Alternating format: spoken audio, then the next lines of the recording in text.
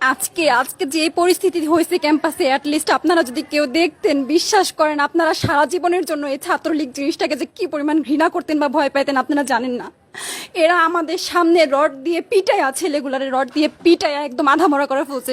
তারা এসে আমাদের পেছনে লুকাইছে, আমাদের বোরকার পেছনে, আমাদের ওড়নার পেছনে লুকায় বলে, আপু আমাদের একটু লুকায় রাখেন, আমাদের ওরা মাইরা ফেলবে, আমাদের বাঁচান আপু বাঁচান। আমরা তাদের ওড়না দিয়ে বোরকা দিয়ে লুকায় রাখছি, সেইখান থেকে আমাদের ধাক্কা দিয়ে ফেলে দিয়ে তাদের বের করে আবার মাথায় রড দিয়ে মারছে, এমন অবস্থা। এবং তারা আমাদের ক্যাম্পাসের পরিচিত মুখ, আমরা চিনি তাদের, তারা এই অবস্থা করছে, রাস্তায় একদম শোয়াই ফেলছে। আমাদের হলের মেয়েদের বুকে বড় বড় যে আসতো ইট, এই ইটগুলো বুকে ফেঁকে দিছে, মানে একদম পুরো বুকে লাগছে, এরকম জামা কাপড় ছিঁড়ে ফেলছে, এত বাজে অবস্থা।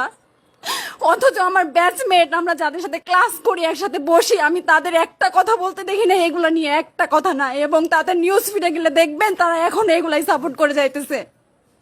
কিচ্ছু বলার নাই। আমি আমি কেমনে যাই এই মানুষগুলোর সাথে, এত বছর ক্লাস করছি, বা আমি আরো 6টা মাস কিভাবে ক্লাস করবো আমি জানি না, আমি সত্যিই জানি না।